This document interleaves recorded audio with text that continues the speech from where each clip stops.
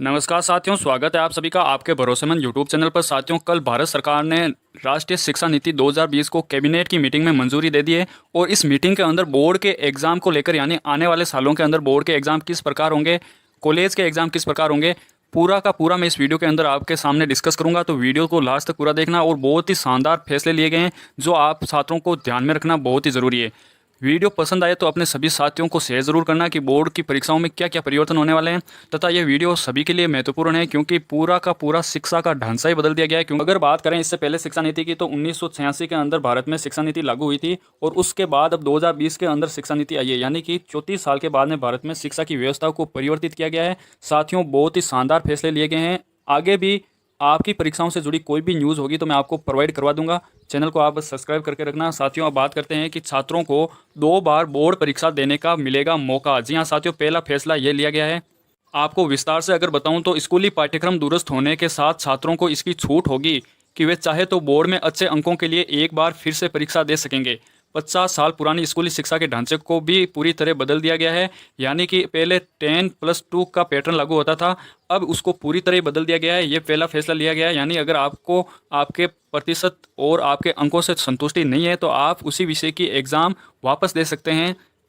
नई शिक्षा नीति के बारे में बताते हुए स्कूली शिक्षा सचिव अनीता करवल ने बताया कि आने वाले दिनों में स्कूली कोर्स को इस पैटर्न पर तैयार किया जाएगा, यानी कि इस बार ज्ञान और तर्क के आधार पर छात्रों को पढ़ाया जाएगा और बच्चों को शुरू से ही गणित और कोडिंग जैसी शिक्षा की व्यवस्था की जाएगी, यानी 6th क्लास से बच्चों को कोडिंग सिखाई जाएगी। ये बहुत ही अच्छा फैसला है। दूसरा जो लिया गया है, नीति में बोर्ड परीक्षाओं को लेकर बड़े बदलाव की बात की गई है। इसमें छात्रों को परीक्षाओं के लिए साल में 2 बार मौका दिए जाने का विचार है। हालांकि इसे राज्य के साथ अंतिम रूप दिया जाएगा, लेकिन ये रूप दे दिया जाएगा अंतिम रूप से राज्यों के साथ मिलकर।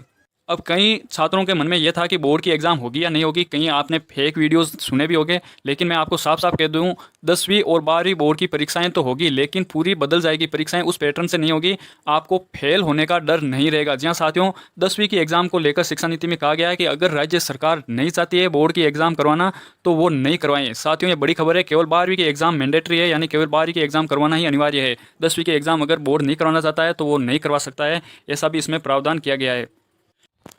अब स्कूलों में चलेगी 10+2 के स्थान पर 5+3+3+4 की व्यवस्था, यानी कि 10+2 की जो अभी तक व्यवस्था चल रही थी उसको बदल दिया गया है। और इसमें क्या बदलाव किया गया आपको मैं बता दूं। यहाँ 5 का अर्थ यह है कि बच्चे की प्राथमिक कक्षाओं की शिक्षा जो कि 5 कक्षा तक चलेगी, प्री प्राइमरी लेवल से लेकर दूसरी कक्षा तक, जिसमें 3 साल फाउंडेशन के हो गए और आंगनबाड़ियों के अंदर पढ़ाई होगी।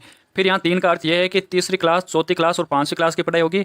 फिर यहाँ 6वीं, 7वीं और 8वीं और फिर 9 to 12 के लिए 4 साल दे रखे हैं, यानी कि इस भागों में बांटकर पढ़ाई करवाई जाएगी सरकार के द्वारा। अगला महत्वपूर्ण निर्णय ये लिया गया है कि इस बार जो भी विश्वविद्यालय अनुदान आयोग है, यूजीसी, अखिल भारतीय तकनीकी शिक्षा परिषद, यानी ये सभी परिषदों को मिलाकर एक शिक्षा मंत्रालय बना दिया है।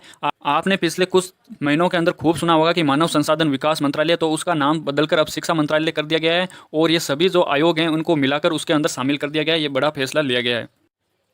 एक और बहुत बड़ा फैसला लिया गया है उस शिक्षा के अंदर कि उस शिक्षा के अंदर पहले क्या होता था कि डिग्री लेने से पहले छात्र पढ़ाई नहीं छोड़ सकता था। अब फैसला लिया गया है कि छात्र अगर चाहे तो 1 सेमेस्टर, 1 साल, 2 साल, 3 साल बाद पढ़ाई छोड़ सकता है। विद्यार्थी अगर 1 साल बाद में पढ़ाई छोड़ दी तो उसे सर्टिफिकेट दिया जाएगा। अगर उसने 2 साल की पढ़ाई की है तो उसे डिप्लोमा की डिग्री मिलेगी और 3 या 4 साल की अगर पढ़ाई करता है तो उसे पूरी डिग्री मान ली जाएगी। यानी कि अगर छात्र को लगता है कि 2-3 साल में पढ़ाई छोड़कर उसे लगता है कि वापस पढ़ाई शुरू करनी चाहिए तो वो उसी जगह से वापस पढ़ाई जारी रख सकता है। ये बड़ा फैसला लिया गया है बोर्ड की तरफ से।